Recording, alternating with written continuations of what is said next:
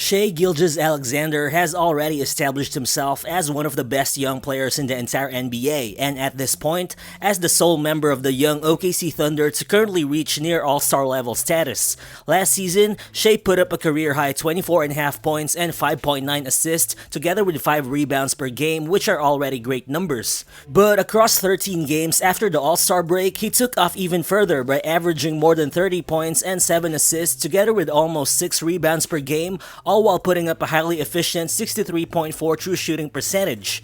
But the crazy thing is, Gilgeous-Alexander was able to put up those eye-popping stats while also carrying some of the heaviest offensive creation loads in the entire NBA.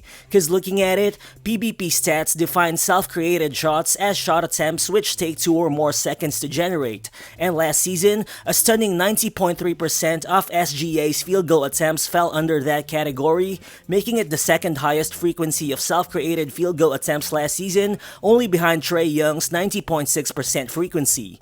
Basically, this means that Gilgeous-Alexander is responsible for generating a ridiculously high amount of offense for the OKC Thunder. The problem is, aside from having the second worst offensive rating in the entire league, the 43.5% effective field goal percentage that OKC generated out of assisted field goal attempts ranked dead last in the entire league. And it's also worth noting that Gilgeous-Alexander was one of 132 players to record at least 300 potential assists last season, but the 45.6% conversion rate that SGA's teammates produced from his passes actually ranked as the second worst in the entire NBA. However, as a Thunder fan, I know that this isn't mostly because of Shai being a bad playmaker or anything, but rather a product of OKC just really having a roster that lacked shooting and overall continuity last season. Well, sure, at age 24, Shai is still more than a couple of years away from entering his prime, yet he's notably older and more experienced than most of his teammates. The thing is, the OKC Thunder probably won't flip the switch into full-on win-now mode next season yet, as the team still might be content on betting on their young players to ride through mistakes as they expect the draft picks to come in, especially now with Chet Holmgren being out for the entire season. But the question is, are all these things really bad for OKC as a whole, and what could that actually mean for SGA and his development?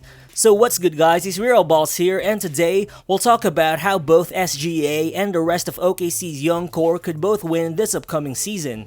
But before we move on, if you guys enjoyed the video, please make sure to drop a like or consider hitting that subscribe button. It only takes a second of your time, but it will be much appreciated. So let's get to it.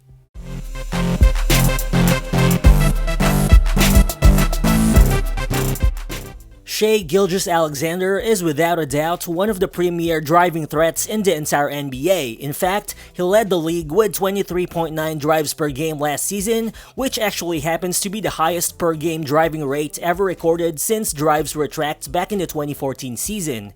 And watching how Shai is able to break down his defenders when he attacks the rim by using a combination of his 7-foot wingspan, his crafty body contortion abilities, and his uncanny understanding of angles, it's really not hard to see why any team would love to put the ball in his hands, most especially a team like OKC that lacks elite shot creators.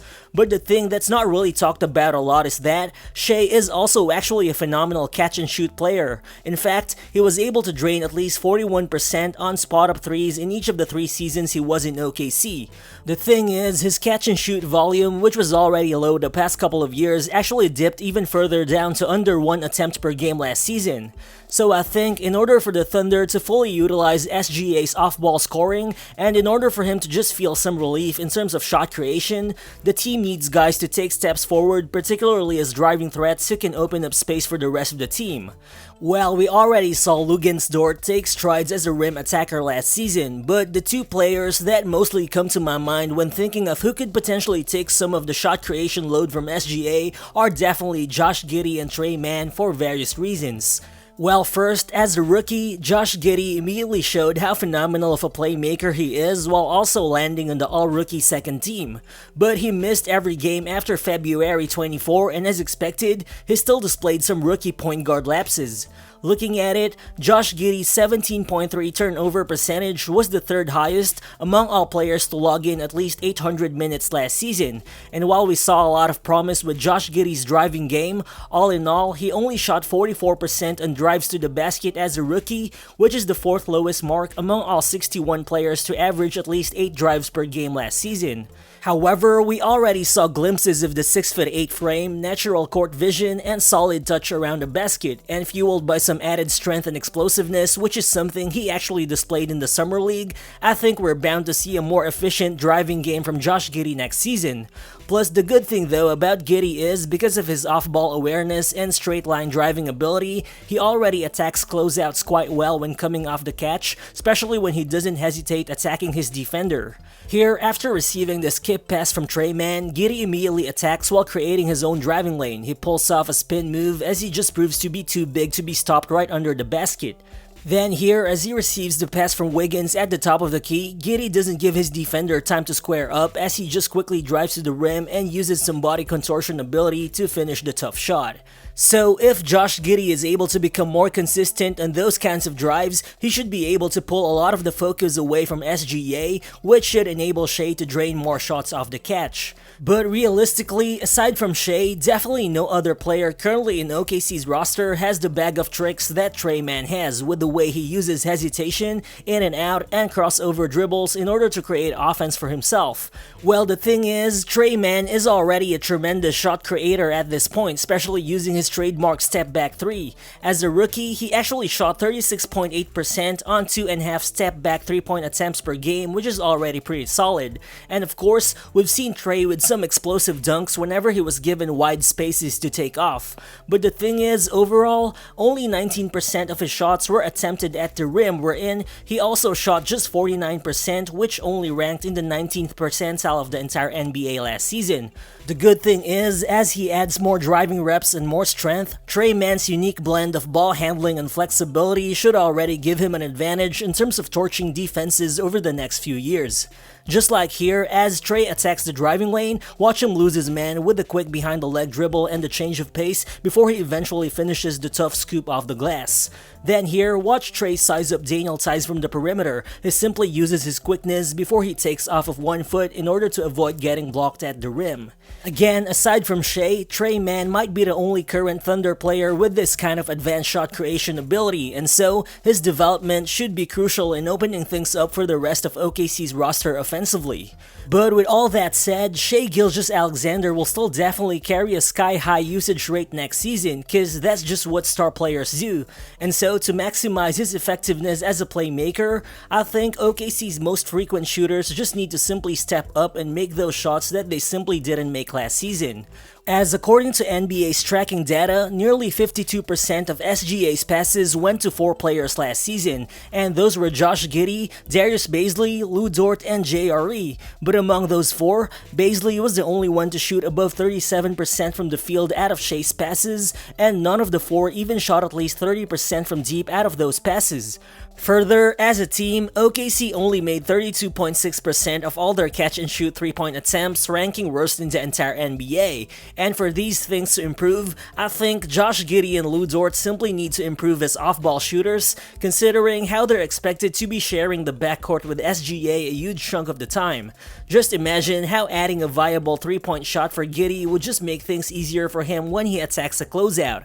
Same goes for Lu Dort. He attempted almost 8 3-pointers per game last season but only shot 33%. JRE, on the other hand, is quite interesting though, as 47% of his field goal attempts as a rookie came from behind the arc, and he made a pretty solid 35.2%, which is quite good for a guy who was barely used as a stretch forward in college. This tells us that Jeremiah Robinson Earl could really be a long-term utility stretch big for OKC in the long run. Well, here's the thing, despite the collective shooting struggles that OKC has been experiencing all throughout this rebuilding process, everything could have actually changed next season happen with the arrival of 7-foot Chet Holmgren. Aside from using his gravity in the paint to open things up for OKC shooters, as a 39% three-point shooter in college, Chet Holmgren would have been a sniper from deep himself even as a rookie. In the summer league, we saw him operate in pick-and-pop type actions wherein he seemed very comfortable in terms of freeing himself from screen coverages while also quickly setting himself up to shoot. Well, for sure, Chet will face much tougher screen coverages in the NBA, but still, just imagine how defenses would have to constantly monitor him on the perimeter every time he shares the floor with the league's premier driving machine in SGA. Well, we'll have to wait for another year before we see Chet step on the court for the Thunder, but the good thing is, OKC has also drafted 6'6" Jaylin Williams, who has been billed for his versatility as a playmaker in college, but who also actually spaced the floor really well in Santa Clara, as J-Dub actually made 20 of his 41 catch-and-shoot three-point attempts during his junior year. So even before talking about his strong shot creation skills, the good thing is, J-Dub at least already has a safe floor in OKC as a steady relocating wing who can be a constant outlet for SGA and Josh Giddey's passes. Well, of course, both Holmgren and J-Dub aren't going to be finished products in just 1 year, and so I think this all circles back to the bigger challenge for the OKC Thunder, which is trying to continue developing their young players while already having a premier scoring guard in SGA, who's already capable of putting up an all-star season in 2022 to 2023. While SGA is definitely talented enough to take over possessions and win games for the team, but ultimately, this upcoming season will still be a trust exercise between one star player and one rebuilding organization. The good thing is, OKC has been putting the right pieces around SGA, and because of that, even without Chet Holmgren, I think there's a realistic chance that OKC really starts competing hard next season, all depending on how quick this current roster builds chemistry and learns how to complement Shai Gilgeous-Alexander. So who do you guys think most likely steps up for OKC next season, especially with Chet Holmgren's absence? Feel free to drop your thoughts in the comment section below, and again, if you're new to the channel, please consider subscribing as well. Again, this is Real Balls, and I'll see you on the next one. Peace.